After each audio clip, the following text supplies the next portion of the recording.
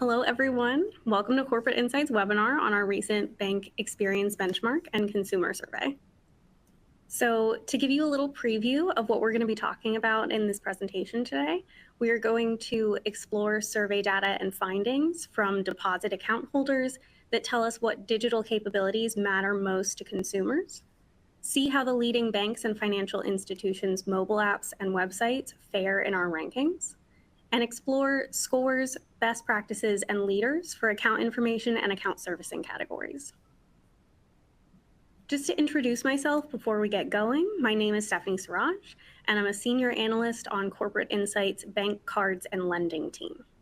What you see here on the left is an overview of what we'll be discussing today, and we're going to cover what the experience benchmark is, the methodology we used for that research, and some snippets of the report results and the survey results.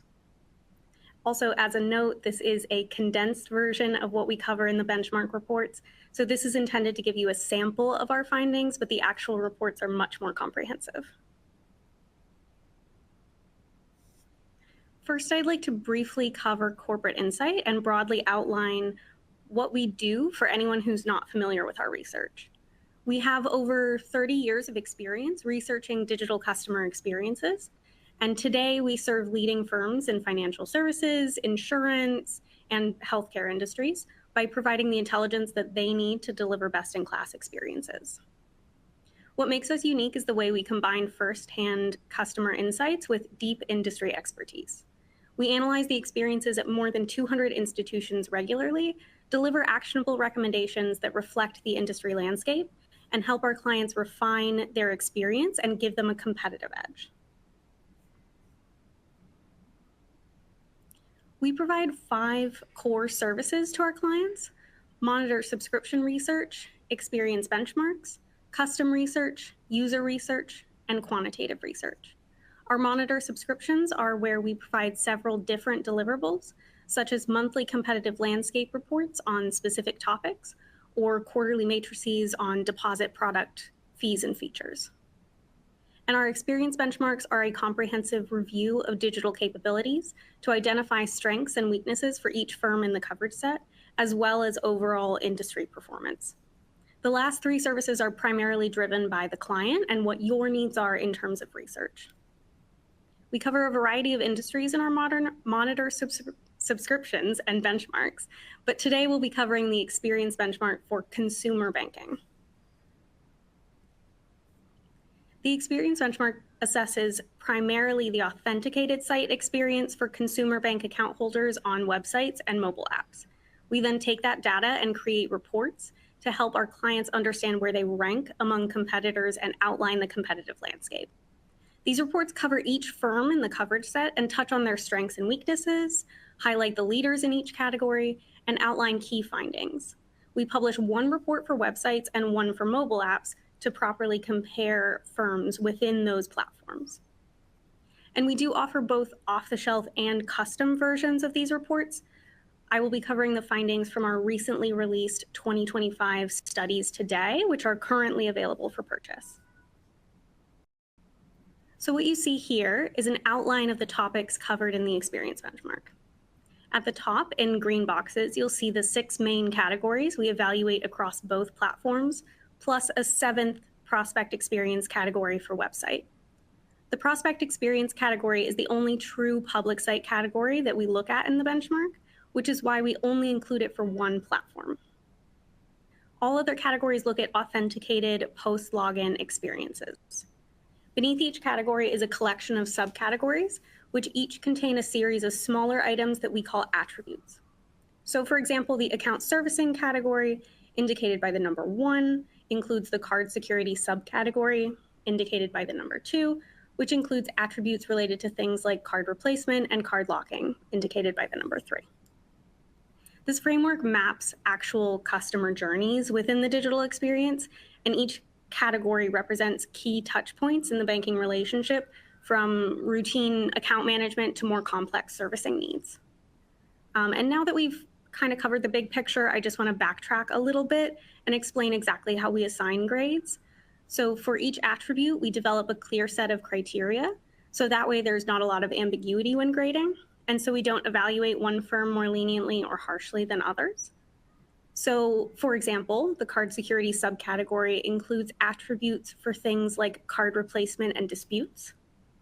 The card replacement attribute includes criteria measuring whether each firm includes a lost or stolen card option, a damaged card option, whether you can lock the card within the journey, etc.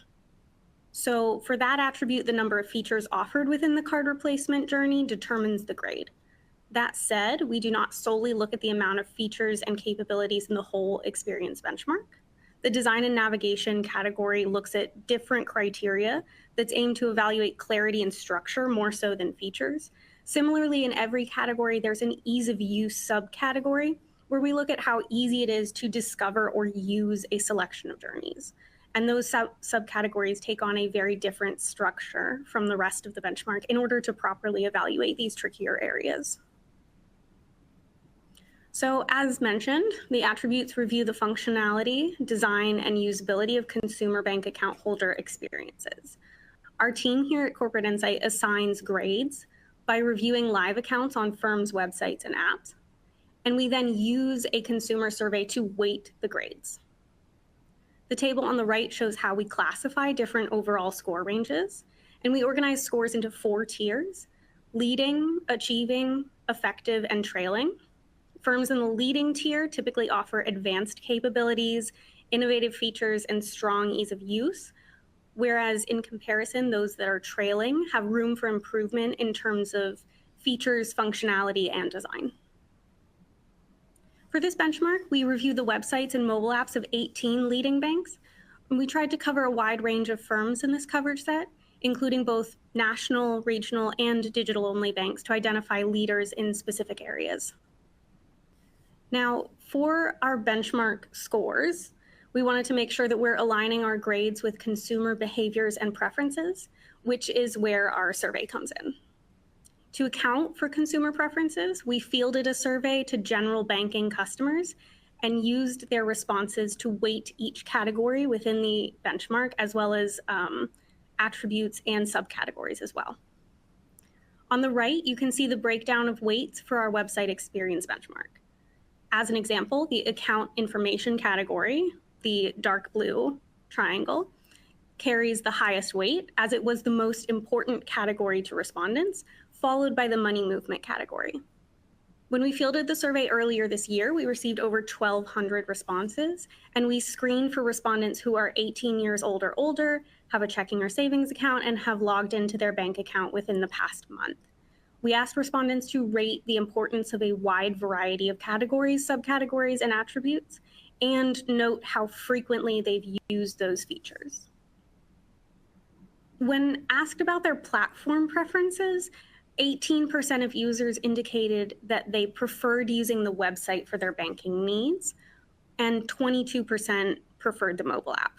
Everyone else, for the most part, had no preference between platforms, with a few people indicating that they used a mobile browser. When respondents did indicate a preference for one platform over another, we wanted to know why they favored that particular platform. And you can see responses from mobile-first users on the left and website users on the right. Mobile users overwhelmingly cited convenience as the driving factor for why they use the mobile app, while website users reference things like screen size and ability to use a keyboard as reasons for their preference. Overall, satisfaction rates were high between platforms, with the vast majority of respondents being somewhat or extremely satisfied with their banking apps. We found similarly high rates for website and mobile app usage, with at least 79% of users indicating that they log in at least once a week. Mobile users indicated that they log in more frequently than desktop users, which you can see in the top graph, but desktop users indicated that they spend more time on their bank's website, as shown in the bottom graph. And this can indicate that mobile users engage more frequently, but spend less time per session, while website users prefer longer interactions, which can indicate that website users may engage in more complicated tasks. When we asked users about the importance of various features, some clear priorities emerged. Here you can see the top 10 most important banking website features according to our survey results. We use different colors for each benchmark category. Pink's account information, green is money movement, etc. And the top 3 most important features all fall within the account information category, in supporting the idea that this category is a priority to users.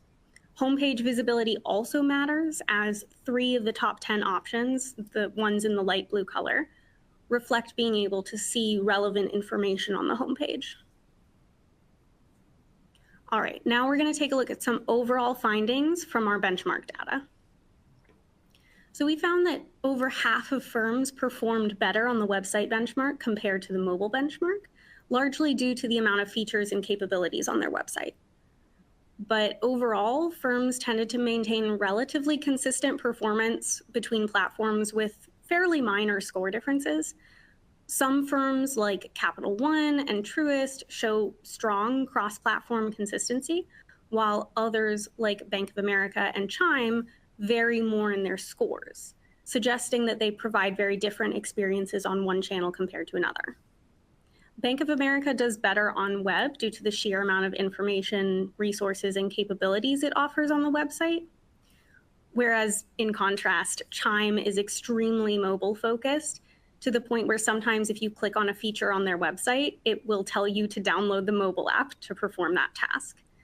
So there's a lot of capabilities on Chime's mobile app that are simply not available on the website.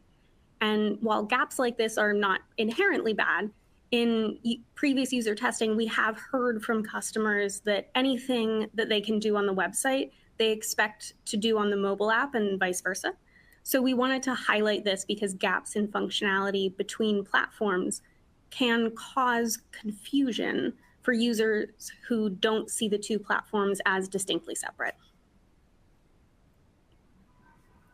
Another interesting finding is that most firms still offer more capabilities on their website compared to their mobile app. Looking at this graph, you can see that the coverage set scored lower on mobile apps for every category except design and navigation. The account servicing and profile and settings categories showed the largest gaps between industry averages, which could indicate that these are general areas that numerous firms can improve. The money movement category showed the largest gap between firm scores, ranging from 18 to 86 on the website and 29 to 88 on mobile. Similarly, the profile and settings and account servicing categories also showed a wide range between the highest and lowest firms' scores. All right, so looking at the industry at large, firms performed best in the account information category while struggling in the profile and settings category. Bank of America leads on desktop for account information, while on mobile, Truist takes the top spot. Firms scored best in the statements documents subcategory in the account information category, while scoring lowest in the financial planning subcategory. And while our consumer survey supported these scores with how important respondents believe these features are, younger consumers showed more interest in financial planning tools than older consumers, suggesting that this could be an area of competition in the future that we might want to watch. And while numerous firms made adjustments to their website or mobile app in the last year, US Bank and American Express made the most impactful changes, resulting in their scores increasing the most. All right, so what you see here is how banks performed overall in our website evaluation. Bank of America stands at the top, being the only firm to reach the leading tier with a score of 84 out of 100. Truist and US Bank also land in the top 3 with scores of 79, which, while they don't reach the threshold for our leading tier, are not very far off from Bank of America. There's very little difference between the scores for the top 3. The competitive set average is 67, with 72% of firms placing in the achieving tier. And the amount of firms that cluster around the middle tiers creates a competitive middle ground where small improvements can really drive meaningful ranking changes. Only one firm fell into the trailing tier, which is pretty encouraging, as it suggests that most banks are meeting basic customer needs. However, the gap between top performers and the rest of the field indicates opportunities are there for firms to differentiate themselves. Turning to mobile performance, US Bank takes the lead this year with a score of 80, while Chase and Truist are just 1 point behind, tied for second at 79. All three firms were also in the top last year, but US Bank pulled ahead to secure first place in 2025. Wells Fargo and Citizens made the most impactful improvements, which brought their scores and rankings up by quite a bit. And across the competitive set, the average score rose from 62 last year to 65 this year. And nearly every firm improved their scores by a few points. So taken together, we're seeing a lot of innovation and improvements being made in the mobile space, highlighting this area's clear importance to the firms in our coverage set. Notably, no bank landed in the trailing tier either, which suggests that there's an overall baseline for mobile performance. All right, so as mentioned, we're going to touch on two categories in the benchmark and break down the scores and a selection of subcategories. The first category spotlight we have is from our website experience benchmark, and it's the account information category. To outline the category a little bit before we get into the data, the account information category consists of 5 key subcategories: account details, account activity, statements and documents, financial planning, and ease of use. 92% of respondents in our survey indicated that account balance details were very important or extremely important to them. And while self-reported usage fluctuated depending on the item asked about, respondents generally provided high importance ratings for many of the items within this category. So diving into the account information category data a little bit, we see Bank of America in the lead with a score of 86, and Truist not far behind with a score of 85. US Bank and Citi also improved their scores in this category since our previous benchmark, bringing them into the leading tier and increasing competition in that space a little bit. The industry average score here is 71, and we saw over half of firms make improvements to their site. This category also had the highest weight based on our consumer survey, and looking at the distribution of scores, performance across the industry matches consumer preferences, with 14 firms achieving scores of 65 or better. So now we're going to take a look at one of the leaders in the account details subcategory. Ally, which holds the top spot, excels by presenting key account information directly on the account activity page. Their interface features 2 key elements that set them apart. First, a summary section that displays important account, balance, and interest details by default. Second, they provide helpful tooltips that explain each term when users hover over them, creating a clearer user experience.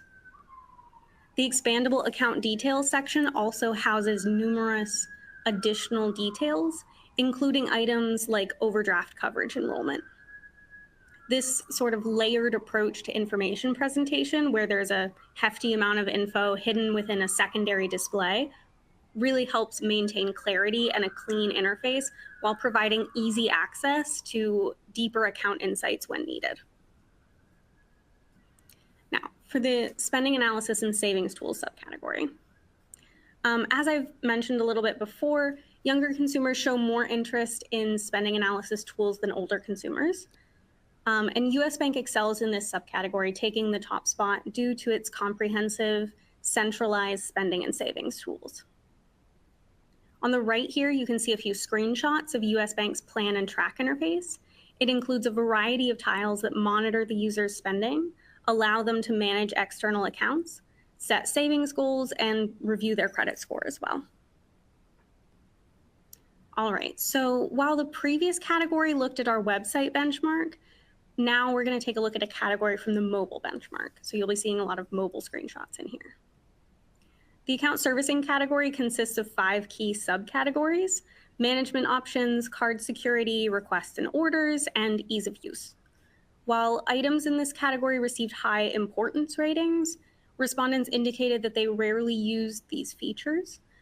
And for some account services and card security features, it's reasonable to assume that high importance ratings with low frequency of use come from the nature of the features as security or protective measures that users engage with during an emergency, like locking your card. So in those cases, the low frequency of use doesn't diminish the high importance ratings.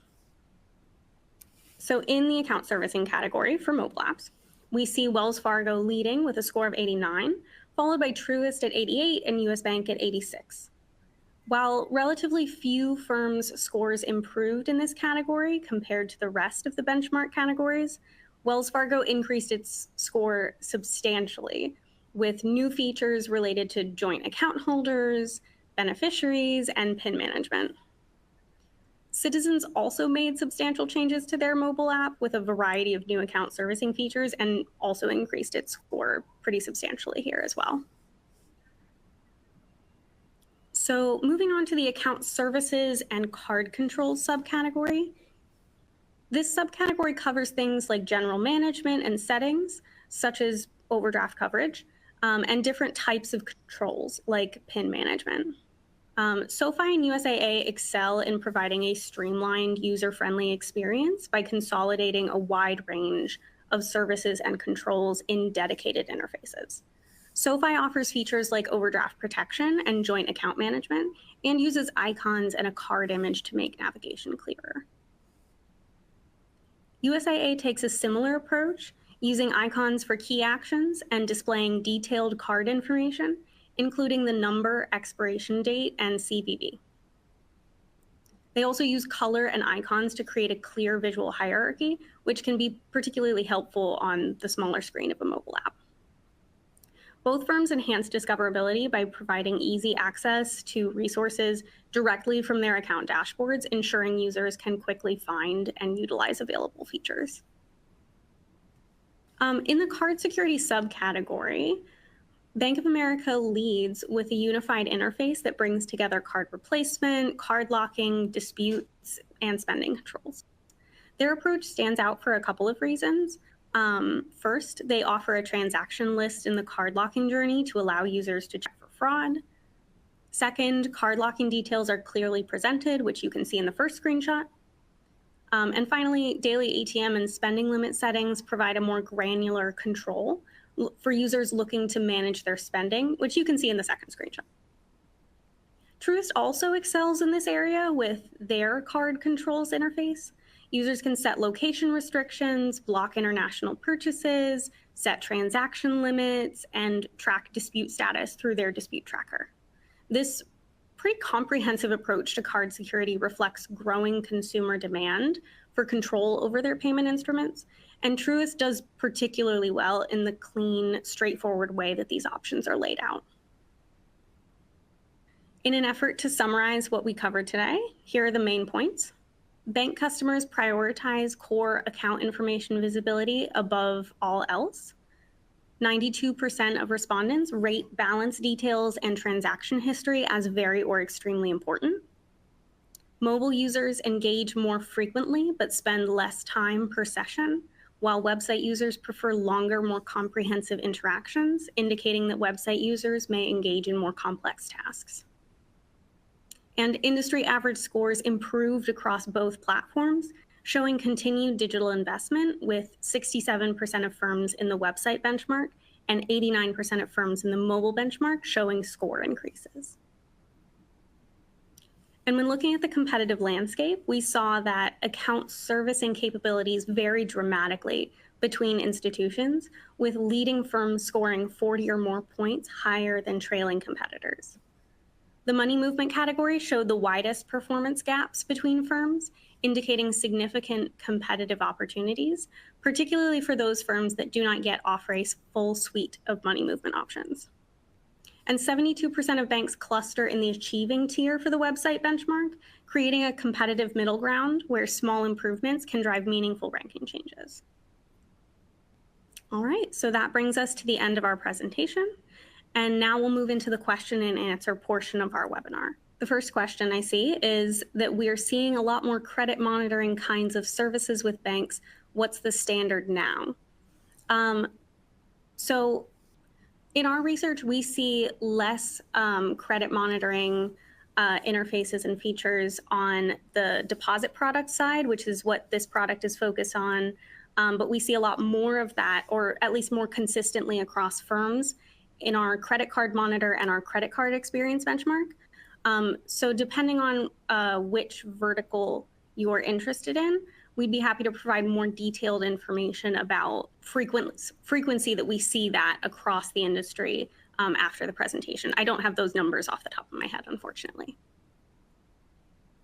Why did firms score better on website than mobile? Broadly, it tends to be due to having more features and capabilities available to consumers on the website compared to the mobile app.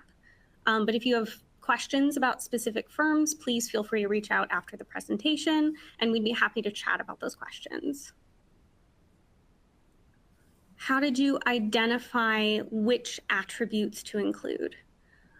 So the attributes that we included, we're aiming to map as many journeys in the digital experience for banking customers as we can. So we tried to broadly cover all of the key features and attributes that we see on banking apps. Unfortunately, we can't include all of the more unique or like truly innovative features that we're seeing kind of pop up in the last year or so. But we're always expanding the benchmark and trying to like include more things based on what we're seeing become trends and become much more common over time. How rare is it to see a significant jump in points by a financial institution, noted by Wells Fargo this year? That's a great question. This is only our second iteration of the benchmark. We're planning to do more in the future. So we haven't had a chance to see too many significant jumps in points. But this year alone, we've seen three pretty significant jumps in points of 18 to 38 point increases. So I would say it's pretty common this year, but only time will tell how often we see that in the future. Were there demographic differences in platform preferences? Interestingly, yes, and they are sort of roughly what you'd expect. Mobile app preferences were relatively consistent across generations, but boomers were less likely to say that they preferred using the mobile app. And for website users, actually, Gen Z was far less likely to indicate that they preferred the website, like far less likely compared to the other age groups that we saw. Do we have to purchase the benchmarks to see the data? Yes, these benchmarks are standalone products. They are not a part of our regular subscription service. We typically sell them as a package, website and mobile, but we're happy to chat if you're only interested in the benchmark for one platform, for example. Did you see differences between regional banks and bigger national banks? Generally, yes, actually. While we typically don't break this out in a formal way in our reports, larger national banks tend to be in the top tiers, or the top half, at least, and typically perform pretty well, whereas the performance of regional banks is very spread out within the rankings. Some firms are at the top while others are at the bottom. And similarly for digital-only banks, they're very spread out among the rankings. They're not grouped either at the top or the bottom. All right, I think that's about all the time we have, and I don't see any more questions. So thank you guys so much for attending. And if anyone has any questions after the fact, please feel free to reach out to us, and we'd be happy to answer any lingering questions. Also, please feel free to contact us if you're interested in learning more about the 2025 Bank Experience Benchmark or any of Corporate Insight's other services.